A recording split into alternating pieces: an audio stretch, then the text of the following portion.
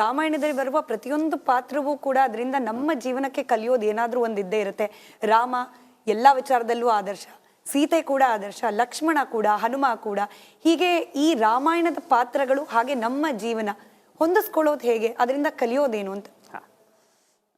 ಇದು ಏನಂತಂದರೆ ಬಹಳ ಉನ್ನತ ಮಟ್ಟದ ಪ್ರಶ್ನೆ ಅಂತ ತಾವು ಕೇಳ್ತಾ ಇದ್ದೀವಿ, ಒಳ್ಳೆಯ ಪ್ರಶ್ನೆಗೆ ಕೇಳ್ತಾ ಇದ್ದೀರಿ. ಆದರೆ ಅದಕ್ಕೆ ಉತ್ತರವನ್ನು ಕೂಡ ಕೊಟ್ಬಿಡ್ಬೋದು, ಆದರೆ ಅದರ ಇಂಪ್ಲಿಮೆಂಟೇಷನ್ ಬಹಳ ಕಷ್ಟ ಆಗ್ತದೆ.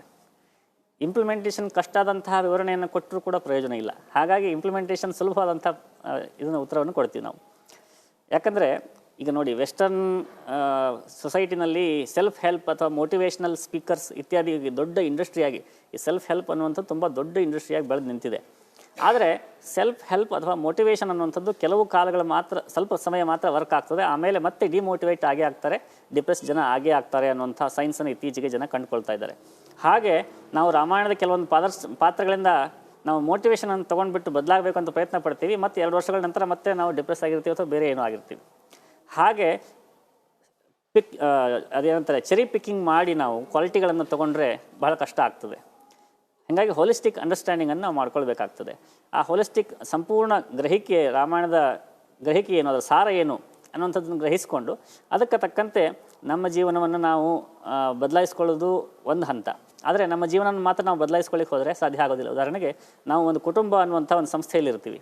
ಆ ಕುಟುಂಬ ಅನ್ನುವಂತಹ ಸಂಸ್ಥೆ ಡಿಸ್ಆರ್ಗನೈಸ್ಡ್ ಆಗಿದ್ದಾಗ, ಅವ್ಯವಸ್ಥಿತವಾಗಿದ್ದಾಗ, ಅದರಲ್ಲಿ ಒಬ್ಬ ವ್ಯಕ್ತಿ ಎಷ್ಟೇ ಶಿಕ್ಷಣವನ್ನು ಪಡೆದರೂ, ಎಷ್ಟೇ ಪ್ರೇರಣೆಯನ್ನು ಪಡೆದರೂ ಕೂಡ ಆತ ಸರಿಯಾಗಿರ್ಲಿಕ್ಕೆ ಆಗೋದಿಲ್ಲ. ಹಾಗಾಗಿ ಕುಟುಂಬ ಸರಿಯಾದರೆ ವ್ಯಕ್ತಿ ಸರಿ ಆಗ್ತಾನೆ, ನಮ್ಮ ಸರೌಂಡಿಂಗ್ ಸರಿಯಾಗಬೇಕು. ಹಾಗೆ ಆ ಕುಟುಂಬ ಒಂದೇ, ನಾವು ಸಮಾಜ ಹೆಂಗೆ ಏನು ಬೇಕಾದ್ರೆ ಹಾಳಾಗಲಿ, ನಾವು ಚೆನ್ನಾಗಿರ್ತೀವಿ ಅಂತ ಹೇಳಿ ಒಂದು ಕುಟುಂಬ ನಿರ್ಣಯ ಮಾಡಿದರೆ ಅದು ಸಾಧ್ಯ ಇಲ್ಲ. ಸಮಾಜ ಚೆನ್ನಾಗಿರಬೇಕಾಗ್ತದೆ. ಹಾಗೆ ಸಮಾಜ, ಒಂದು ಸಣ್ಣ ಮಟ್ಟದ ಸಮಾಜ, ಒಂದು ಪಾಲಿಸಿ ಆಡಳಿತ ಹೇಗಿದೆ ಅನ್ನೋದು ಆಧಾರದ ಮೇಲೆ ಸಮಾಜ ಇರ್ತದೆ. ಪಾಲಿಸಿ ಮೇಕರ್ಸ್ ಹೇಗಿದ್ದಾರೆ ಅನ್ನೋದ್ರ ಆಧಾರದ ಮೇಲೆ ಸಮಾಜ. ಹಾಗೆ ಆ ಪಾಲಿಸಿ ಮೇಕರ್ಸ್ ಹೇಗೆ ಉಂಟಾಗ್ತಾರೆ ಅನ್ನುವಂಥದ್ದು ರಾಷ್ಟ್ರದ ಮುಂಚಿನ ಪಾಲಿಸಿಗಳು ಏನಿದೆ, ರಾಜ ಕಾಲಸ್ಯ ಕಾರಣಂ ಅಂತ ಹೇಳ್ತಾರೆ. ಹಾಗೆ ಇದು ಸ್ಟೆಪ್ ಬೈ ಸ್ಟೆಪ್, ವೆಸ್ಟಿಯಿಂದ ಸಮಷ್ಟಿಯವರೆಗೆ ಎಲ್ಲ ಕಡೆ ನಾವು ಇದನ್ನು ಇಂಪ್ಲಿಮೆಂಟ್ ಮಾಡಬೇಕಾಗ್ತದೆ. ಇಂಡಿವಿಜುವಲ್ ಆಗಿ ಇವತ್ತಿನಿಂದ ನಾನು ರಾಮಾಯಣ ಓದ್ಬಿಟ್ಟು ಅದನ್ನು ನನ್ನ ಜೀವನದಲ್ಲಿ ಇಂಪ್ಲಿಮೆಂಟ್ ಮಾಡ್ಕೊಳ್ತೀನಿ ಅಂತ ಆತ ಹೊರಟ್ರೆ, ಕೌಟುಂಬಿಕ ಸಹಯೋಗ ಸಿಗುತ್ತಾ, ಸಾಮಾಜಿಕ ಸಹಯೋಗ ಸಿಗುತ್ತಾ, ಅಥವಾ ಪಾಲಿಸಿ ಆ ಥರ ಇದೆಯಾ, ರಾಷ್ಟ್ರ ಆ ಥರ ಇದೆಯಾ, ಇದರಲ್ಲಿ ಲೇಯರ್ ಬೈ ಲೇಯರ್ ನಾವು ನೋಡ್ತಾ ಹೋಗಬೇಕಾಗ್ತದೆ. ಹಾಗಾಗಿ ರಾಮಾಯಣ ಅನ್ನುವಂಥದ್ದು ರಾಷ್ಟ್ರದಲ್ಲಿಯೇ ಇಂಪ್ಲಿಮೆಂಟ್ ಆಗಬೇಕು ಹೊರತು ಇಂಡಿವಿಜುವಲ್ ಆಗಿ ಇಂಪ್ಲಿಮೆಂಟ್ ಬಹಳ ಕಷ್ಟಕರವಾದದ್ದು ಅಂತ ನಮ್ಗೆ ಅನಿಸ್ತದೆ. ನಿಜ. ಇನ್ನು ನಮ್ಮ ಸನಾತನ ಧರ್ಮ ಅಥವಾ ಹಿಂದೂ ಸಂಸ್ಕೃತಿ ಈ ಪರಕೀಯರ ದಾಳಿ ಹಾಗೆ ಅವರ ಮನಸ್ಥಿತಿಯನ್ನ ಹೇರೋ ಪ್ರಯತ್ನವಾದ ಸಂದರ್ಭದಲ್ಲಿ ಸಮಾಜ ಉದ್ಧಾರ ಆಗಬೇಕು ಅಂತಂದ್ರೆ ಡೆವಲಪ್ಮೆಂಟ್ ಕಡೆಗೆ ನಡಿಬೇಕು. ಡೆವಲಪ್ಮೆಂಟ್ ಅನ್ನೋ ವಿಚಾರಕ್ಕೆ ಬಂದ್ರೆ ಧರ್ಮಾಚರಣೆ ಅದಕ್ಕೆ ಪೂರಕವಾಗಿರೋದಿಲ್ಲ, ಮೌಢ್ಯಕ್ಕೆ ಎಳೆಯುತ್ತೆ, ನಮ್ಮನ್ನ ಹಿಮ್ಮುಖವಾಗಿ ನಡೆಸುತ್ತೆ ಅನ್ನೋ ರೀತಿಯ ಒಂದು ವಾದ ಬಹಳ ವರ್ಷಗಳ ಕಾಲ ನಡೆದು ಹೋಯಿತು ಭಾರತದಲ್ಲಿ. ಈಗ ಅದು ಬದಲಾಗ್ತಿದೆಯೋ ಅಂತ ಹೇಳಿ. ಏನಂತಂದರೆ, separation of state and religion ಅನ್ನುವಂಥ ಒಂದು ಅಂಶ ಇದೆ ಯುರೋಪಿನಲ್ಲಿ. ರಿಲಿಜಿಯನ್ ಅನ್ನುವಂಥದ್ದು ಏನಪ್ಪ ಅಂದರೆ, ಕೆಲವು ವ್ಯಕ್ತಿಗಳು, ಈ ಪ್ರೀಸ್ಟ್ ಕ್ಲಾಸ್ ಅಂತ ಒಂದು ಕ್ಲಾಸ್ ಇದೆ ಆ ರಿಲಿಜನ್ಗಳಲ್ಲಿ, ಅಬ್ರಾಹಮಿಕ್ ರಿಲಿಜನ್ಗಳಲ್ಲಿ.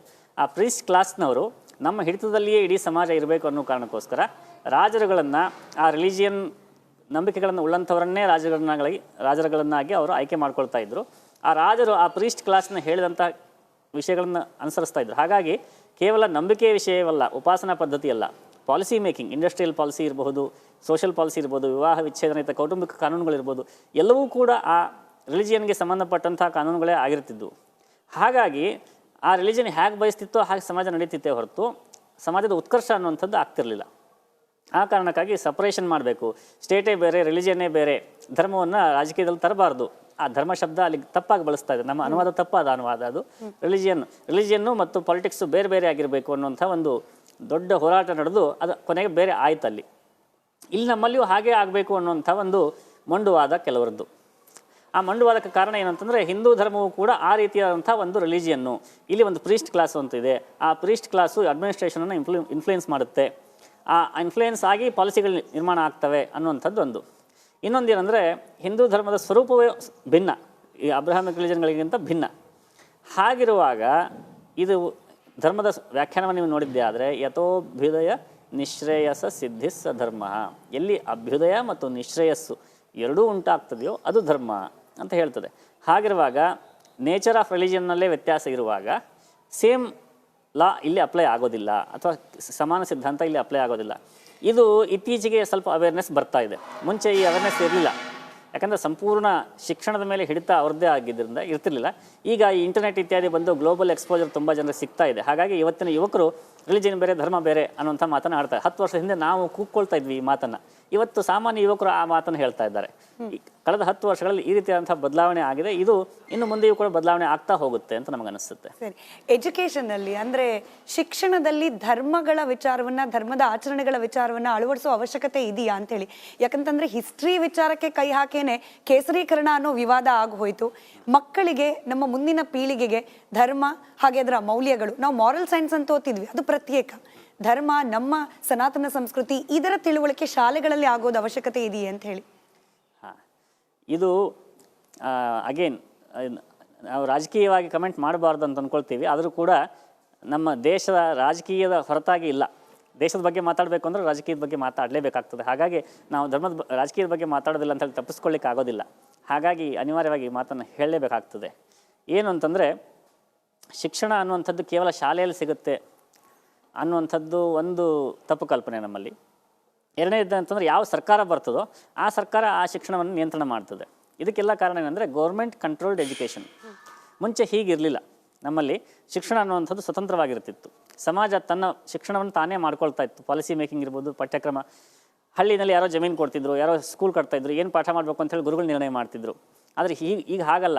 ಏನು ಪಾಠ ಮಾಡಬೇಕು, ನಮ್ಮ ಉದಾಹರಣೆಗೆ ನಮ್ಮ ಕೂಡ್ಲಿ ಇದೆ, ನಮ್ಮ ಕೂಡ್ಲಿ ಗ್ರಾಮದಲ್ಲಿ ಏನು ಪಾಠ ಆಗಬೇಕು ಅಂತೇಳಿ ಎಲ್ಲೋ ಕೂತ್ಕೊಂಡಂಥ ಒಬ್ಬ IAS ಆಫೀಸರ್ ನಿರ್ಣಯ ಮಾಡ್ತಾನೆ. ಹೀಗೆ ಗೌರ್ಮೆಂಟ್ ಮಾನಿಟರ್ಡ್, ಗೌರ್ಮೆಂಟ್ ಕಂಟ್ರೋಲ್ಡ್ ಶಿಕ್ಷಣ ಆದ್ದರಿಂದ ಅದರಲ್ಲಿ ಈ ರೀತಿಯಾದಂಥ ಸಮಸ್ಯೆಗಳು ಉಂಟಾಗ್ತವೆ. ಇನ್ನು ಎರಡನೇದೇನಂತಂದರೆ, ಈ ರೀತಿಯಾದಂತಹ ಧಾರ್ಮಿಕ ವಿಷಯಗಳ ಶಿಕ್ಷಣ ಶಾಲೆಯಲ್ಲಿ ಸಾಧ್ಯ ಇಲ್ಲ. ಯಾಕಂದರೆ ಅದು ಸೀಮಿತ ಅವಧಿಯ ಶಿಕ್ಷಣ. ಅಲ್ಲಿ ಕೇವಲ ಮಾಹಿತಿ, ಟ್ರಾನ್ಸ್ಫರ್ ಆಫ್ ಇನ್ಫಾರ್ಮೇಷನ್ ಆಗ್ತದೆ ಹೊರತು ಟ್ರಾನ್ಸ್ಮಿಷನ್ ಆಫ್ ನಾಲೆಜ್ ಆಗೋದಿಲ್ಲ. ಅದು ಟ್ರಾನ್ಸ್ಮಿಷನ್ ಆಫ್ ನಾಲೆಜ್ ಆಗೋದಿಲ್ಲಿಂದ ಅಂತಂದರೆ ಅದು ಅನುಕರಣೆಯಿಂದ, ಜೀವನ ಪದ್ಧತಿಯಿಂದ. ಹಾಗಾಗಿ ಈಗ ಅಮ್ಮ ಹೇಗೆ ಕೂತಿದ್ದಾರೆ, ಅಪ್ಪ ಹೇಗೆ ಕೂತಿದ್ದಾರೆ, ಅಪ್ಪ ಬಂದ ತಕ್ಷಣ ಅಮ್ಮ ಏನು ಹೇಳ್ತಾರೆ, ಮನೆಯಲ್ಲಿ ವಾತಾವರಣ ಹೇಗಿದೆ, ಇವೆಲ್ಲವೂ ಕೂಡ ಮಕ್ಕಳ ಮೇಲೆ ಪರಿಣಾಮ ಬೀರುತ್ತದೆ. ಹಾಗಾಗಿ ಮನೆಯ ಮೊದಲ ಪಾಠಶಾಲೆ, ತಾಯಿಯೇ ಮೊದಲ ಗುರು ಅಲ್ವಾ.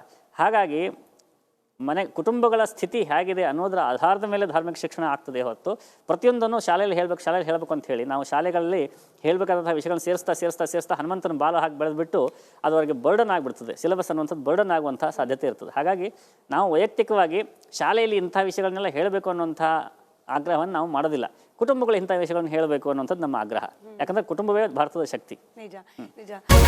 ರಿಪಬ್ಲಿಕ್ ವರ್ಲ್ಡ್ ಆ್ಯಪ್ ಇದು ಕೇವಲ ಅಪ್ಲಿಕೇಶನ್ ಅಲ್ಲ, ಸಮಗ್ರ ಸುದ್ದಿಗಳ ಸಂಪರ್ಕ ಮಾರ್ಗಕ್ಕೆ ಕ್ರಾಂತಿಕಾರಿ ಬದಲಾವಣೆ.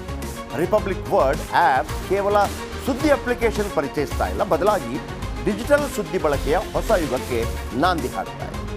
ಇದೊಂದು ಬ್ರೇಕಿಂಗ್ ನ್ಯೂಸ್, ಪ್ರಭಾವಶಾಲಿ ಕಾರ್ಯಕ್ರಮಗಳಿಗೆ ಗಟ್ಟಿಯಾದ ನ್ಯೂಸ್. ಇಲ್ಲಿ ಕೇವಲ ತಾಜಾ ಸುದ್ದಿ, ಅದರ ನೇರ ಪ್ರಸಾರ ಮತ್ತು ಚರ್ಚೆಗಳಿಗೆ ಮಾತ್ರ ಅವಕಾಶ. ರಿಪಬ್ಲಿಕ್ ವರ್ಲ್ಡ್ ಆ್ಯಪ್ ಡೌನ್ಲೋಡ್ ಮಾಡಿಕೊಳ್ಳಿ. ಗೂಗಲ್ ಪ್ಲೇಸ್ಟೋರ್ ಮತ್ತು ಆಪಲ್ ಆ್ಯಪ್ ಸ್ಟೋರ್ನಲ್ಲಿ ಲಭ್ಯವಿದೆ.